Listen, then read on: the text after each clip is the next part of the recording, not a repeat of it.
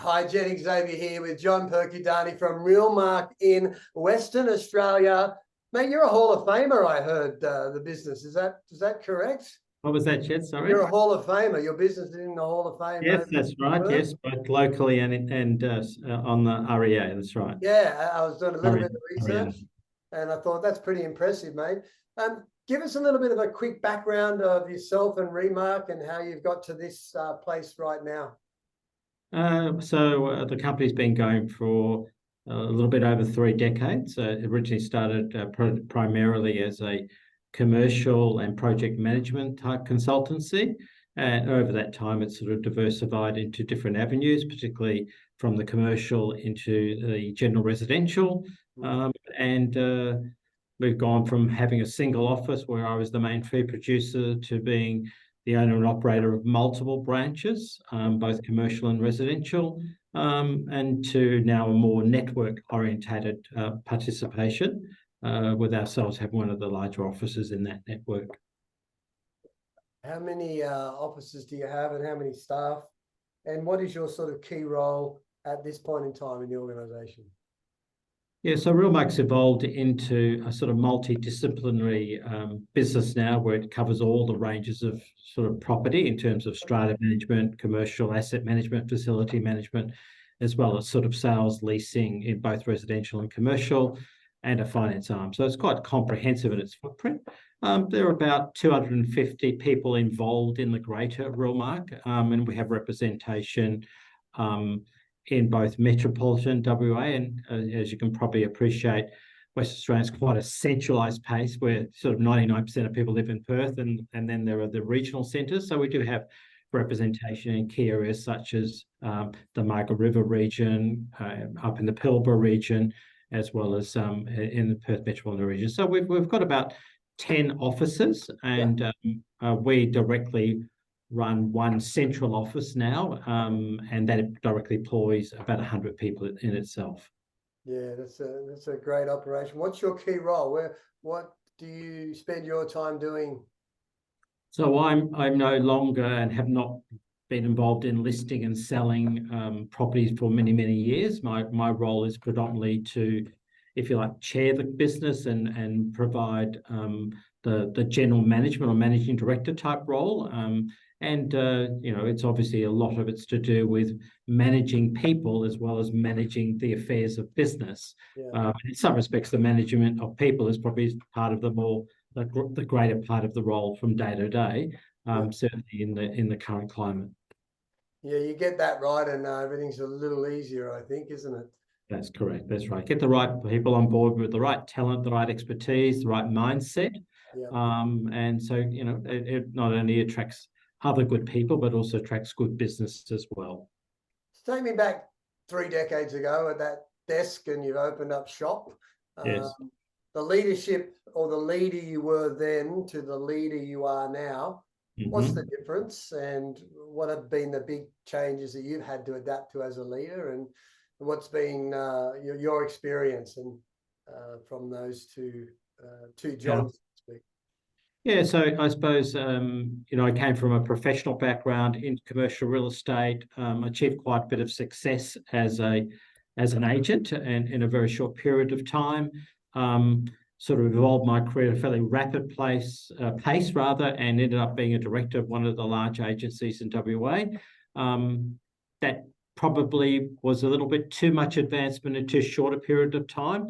And I probably realised that, to my credit, and sort of backed away from that and recalibrated and said I needed to get more broader experience. And ultimately, I did make a decision to establish our own practice, and that was great because I was the boss of one person. So the responsibility stopped with me, and I had to lead myself. And so I think since the commencement of that time, it obviously was, well, what do I have to learn for myself? What do I have to motivate, and how do I manage my own performance, my own motivation, my own practices to, I suppose, over time, really, how do I become an influence of other people, and how do I change my role from, if you like, being the doer to the person who is guiding others and trying to achieve their personal best, and being able to step aside and make sure that the interests of others is in some respects more paramount than your immediate success or your immediate satisfaction, and that you're gaining satisfaction or results from a collective. That's obviously a mutual journey. So I think that's been quite a big evolution over that time. And certainly Jet, as you know, had to be quite ravenous in learning and having an open mind and seeking answers elsewhere and developing your own skills and understanding, well, is leadership about being a boss, or is leadership about being an influence of other people and being more a multiplier rather than a commander of people? Yeah. When you look at the leadership landscape over that time, what are the other big differences you've seen in leadership, not only in real estate, but just in general? Well, I think that, certainly when I came into the industry, it was very much a command and control. It was very an alpha environment. And the interesting thing is when you do talk to a lot of traditional real estate businesses that I sort of engage with, there's still a lot of that around where the principal is the main player, and there's still a lot of do it the way I tell you, do it the way I do it. And they're almost, if you like, creating mini me's. And I think that's quite limiting to the nature of the business. Yep. So certainly I felt as though if you wanted to continue down that route, then that's a certain model that derives or delivers a certain outcome for the business and yourself. Mm. The other thing too is I believe that with a generational change, that approach does no longer work. I think it's more a question of not commanding and controlling or performance managing or KPIing, but more it's about now creating the right environment, the right clubhouse, where it's more values driven. It's more this is the way we do it. This is the way we act, the way we look, and we promise what our brand promise is, and how we go about practicing our craft in real estate.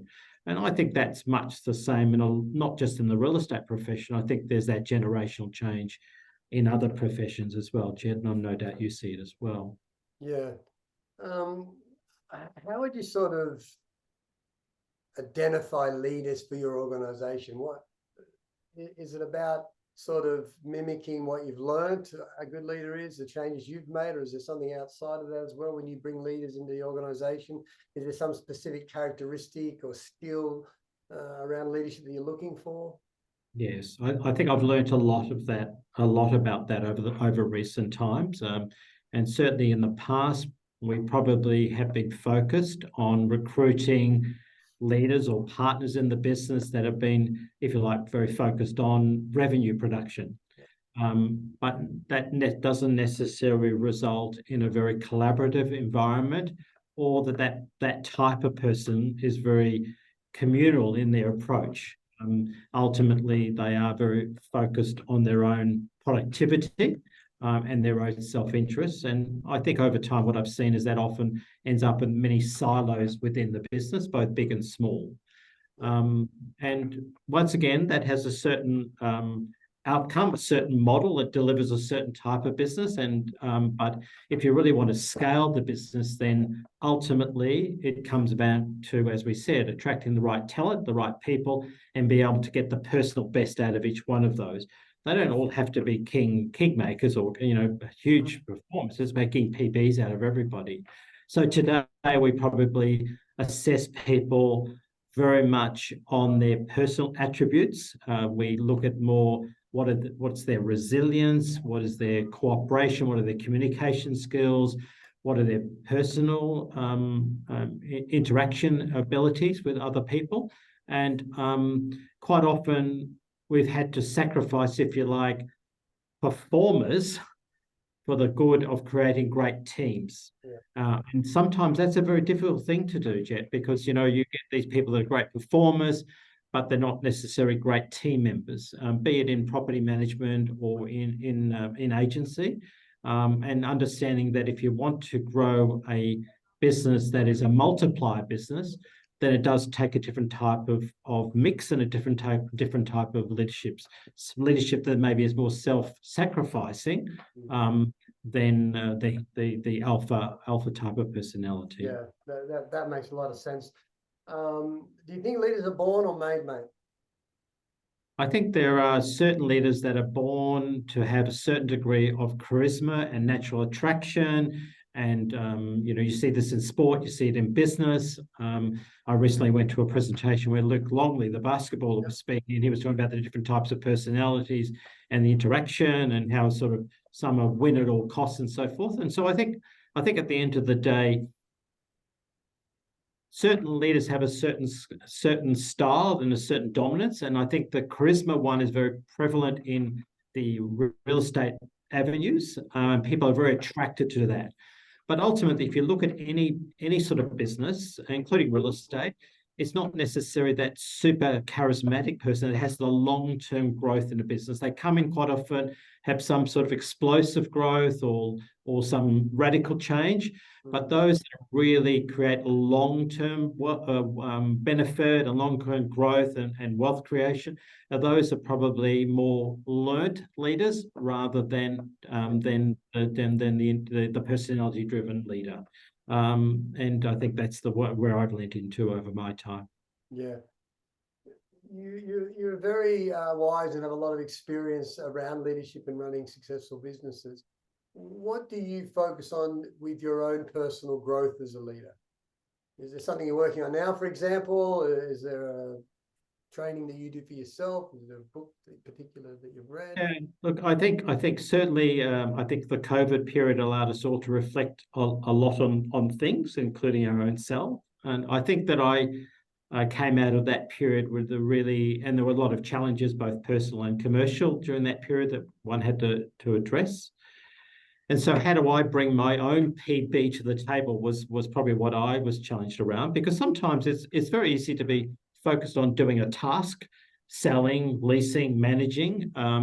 But when you're in that leadership, it's a little bit intangible as to what you do and how you influence people.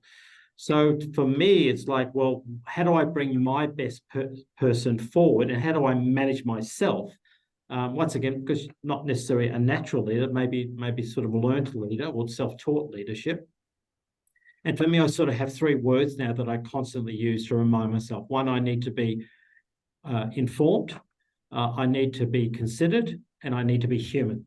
So certainly, give me the data. I need to really reflect on that and be very informed about it. I need to consider that. Quite often people will understand that I will say, I need to think about that overnight, or I'll come back to you. So there's that natural set of considered, because I tend to be more fast-paced decision-making in the moment, whereas I learned that maybe that's not necessarily the most productive way or the most considerate way. And ultimately, what I have learned as a leader is that human thing of being empathetic towards people, to being respectful towards them, to recognize their achievements, no matter how big or small, has so much impact on them. And so the way I communicate probably has changed quite dramatically as well. Yeah. And the flip side of that, what's your Achilles as a leader? Is there something that still you just go, oh, there it is again? what sabotages you as a leader? That one of the things that I've had to learn over and over again is sometimes I wish people to have more success than maybe they want to. I've lent into their success and more effort into trying to see where they could go. And as a consequence, expended a lot of energy or exertion into that. And sometimes as a consequence of that, you actually push them away because you're wanting more than they want themselves or they have the capacity to have. And I've also noticed that sometimes when you throttle it back, they find their natural balance as well. So I think my enthusiasm for helping people has had to be moderated to understand that not everybody wants the same things or at the same pace, and that you need to be quite human in reading where that person wants to be and at what pace they have to be. I think also, like a lot of leaders in real estate, I probably was an appeaser in the past to some degree. I wanted the best for everybody. I wanted everybody to be with Realmark. I wanted everybody to see a long-term relationship there. But I realised that appeasement often is kicking some problems down the road. And so now it's more about making sure that, well, at the time when you have to have the crucial conversation, it's better to ask for permission to be frank and open and honest, and be direct to the point, because ultimately it actually leads off into a better relationship and a more sustainable relationship. Yeah. And that's probably the changes I've made. Yeah, that's great. Thanks for sharing that. It's great vulnerability. Mate, was there a time in your life or business that you can share that your back was really against the wall? Yeah, it was a tough moment or a tough time, and you pulled yourself out of it. How did you, one, can you feel comfortable sharing something? And two, how did you lead yourself through that?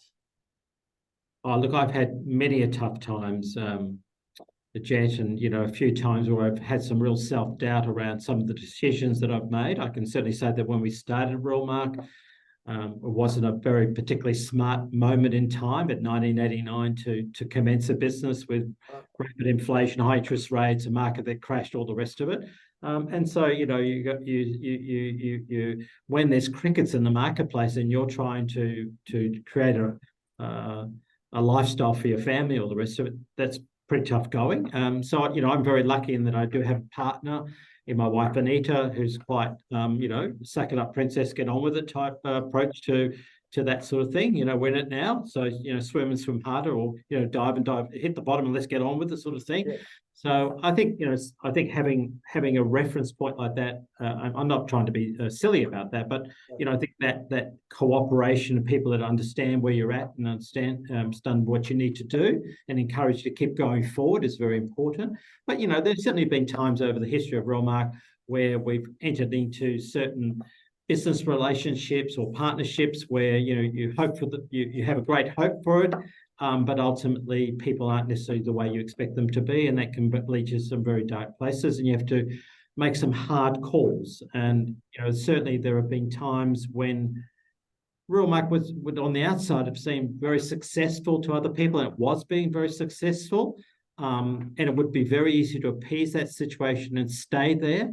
But I realised that really we were ultimately going to plateau and decline, and to go forward. In some respects, we had to smash what we had and reset that and recalibrate that. And that was often very painful and very expensive, both in terms of emotions and financial results.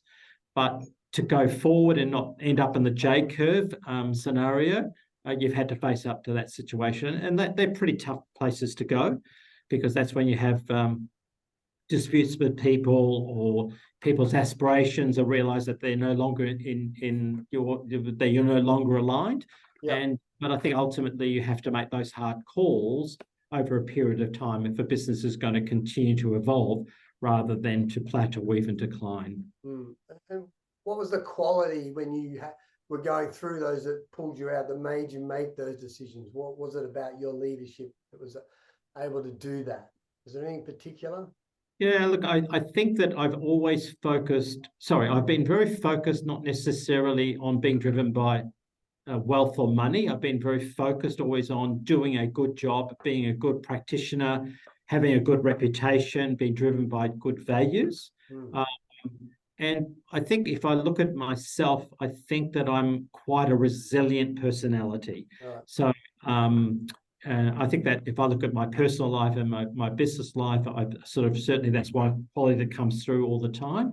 I think I'm very, very open and very direct in what I do. And I think that those things are very important if you're going to go through that reinvention moment in the evolution of a business. Would resiliency then be your superpower, or is there something else? Yeah, I think resilience is certainly one of the spines to myself going forward. Because when you're leading, I think when you're in a place like West Australia, where in some respects you are isolated, as funny as that may seem, and you have to make good with what you know and who you've got. It's not like you have a big reference point as you might have on the east coast of Australia and so forth. Then you've really got to depend on yourself a lot. And you've got to depend on the networks, like people like yourself that to call upon and get good guidance. But ultimately, the buck stops with you, and you're the one that has to step up, and you have to make the calls. Yeah. I wouldn't say I always get that right, but I certainly think that I try to be considered, to be informed, be human in that approach, but ultimately face up to the critical conversation and make the decisions that need to be made. And hopefully, on balance over the years, get more right than you get wrong. But you've got to make the calls, and you've got to push forward. Otherwise, you just turn around in circles. Yeah, it is a percentage game. Was there anyone in your career, John, that inspired you or influenced you around leadership? Was there anything you read, listened to, when saw that comes to mind? Look, certainly my very first employer in another profession was somebody that sort of set a tone for me, and that he was a man of great integrity, Yeah. and he certainly imposed on me a sentiment that ultimately, no matter which profession you're in, that ultimately people are looking for you to use your expertise, and it's not about, if you like, being quite extensive in your explanation, but to bring knowledge to the table, Yeah. and leverage that knowledge so that people have some clarity as to why you're doing something, not just what you're doing, but why you're doing for it. And I do believe that I also look at my late father-in-law, who was a very successful businessman in his own right. And to me, these different people that I look at, and there are others as well, it was all about, as a leader, your job is to deliver clarity of direction. That's what that leaders have to do. It's not where we are today, but where are we going tomorrow, and how are we going to get there. And if there's a retreat or an evolution that's required, then you need to understand what that is, and you need to be able to share that. Most people don't really understand that at the time. They're quite resistant to change, and so you have to have some pretty good why before you embark on the how and the what. As a leader, how do you fill your cup? Are you an avid reader? What do you do to fill your container? Yes, I'm certainly somebody who absorbs a lot of knowledge. I am quite an extensive reader. I've probably become a big podcast listener these days. I mean, every day on my way to work, my attitude is, well, let's instill some knowledge here rather than just driving, listening to the general radio. Yeah. So I'll generally listen to some TED Talk or other source of information. But my attitude is also, it's not about learning stuff about real estate. I think you get to learn what real estate's about pretty quickly. For me, it's about learning from history, about other people and other avenues, and understanding generally what's going on in the world culturally and economically, and just having that broad view around the way the world is moving. And I think if, as a leader that, if you like, is a little bit older now, and shall we say, employing other people that are maybe of a different generation, then you've really got to have a lot of relevance about you, and you've got to be very on trend and have credibility in what you're saying as well. Yeah, I love that. That's really important. What do you really? A couple more questions, mate. I really appreciate your time. What do you really love about leadership right now? Oh, I think the leadership is about being able to make a difference in the way you go about your craft, about the results that you achieve. I think I take the greatest pleasure from not only sharing in the collective results that we get, but also the individual, seeing people, when you see that light bulb moment in people's minds where, I never thought about it that way, that challenger type approach. I think that's a really cool thing to do, because you know that you now have an apostle and you have somebody who's going to go about it. It's not about do it this way, I command you this way, but ultimately, if you can really not show them the mechanics or the cosmetics of it, but the real reasoning, the real why, do it this way is better than doing it that way. And then ultimately getting great results for clients, which we see almost on an hourly basis in Realmark, is a pretty cool thing. And in WA, we're probably the only larger multi-office agency now that's a WA-based agency. Nearly everybody else, multi-office, is owned by some Eastern States franchise. Yeah, right. And so, to almost fly the flag as a practice leader to some degree is a pretty cool thing as well. Yeah, no, I love that. What's the future of real estate? What does it look like in 5 to 10 years, mate? I think that's something that we're very reflective on at the moment. I think we're very concerned as to how that may pan out in different types of avenues. I think that the impact of external forces on the residential side of things could be quite dramatic, and we're not quite sure how to play that out. But I think we need to be pretty smart about using the tech and external suppliers and platforms to our best advantage. not be too dependent upon them. I think the commercial arena is certainly one where you need to choose your place now in the world. You're either in one scale of business or in a different type of scale of business. And I think the people in the commercial arena are no longer the mums and dads necessarily, or even the high net worth individuals. It's more collective and sort of funds type driven scenario. So we have to adjust ourselves accordingly. Realmark can't just be locally focused in that regard. We have to have a broader, more national approach to the way we do that. And that's what we're doing. But I think even in terms of asset management, we really need to embrace the advantages that technology bring to us in terms of not only compliance, but cost efficiencies, because as we all know, costs are going up, fees are being compressed, profitability is being compressed. So, we have to really look at those non-productive costs versus productive costs.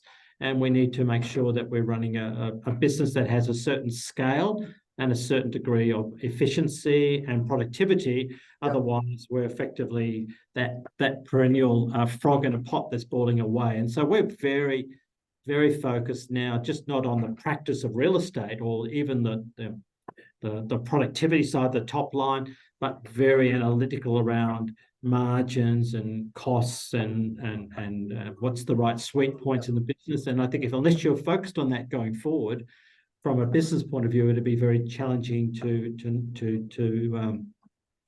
be successful. And I think a lot of the models of the past are very compressed at the moment. Even the number of agencies we see in the WA market is continually dropping. And so there's a lot of aggregation going on in lots of different avenues there. Yeah, no, that makes sense. Mate, last question. If you had to sum up leadership in one word, what would it be? As I said before, it's all about delivering clarity of direction. John, thanks for your time. You're a champion, and I love always chatting with you, mate. I really appreciate it. Thanks for being on this interview, and hopefully I'll see you soon. Look forward to a chat, and thank you very much for the honour of being involved today. Cheers, mate. Bye. Bye-bye.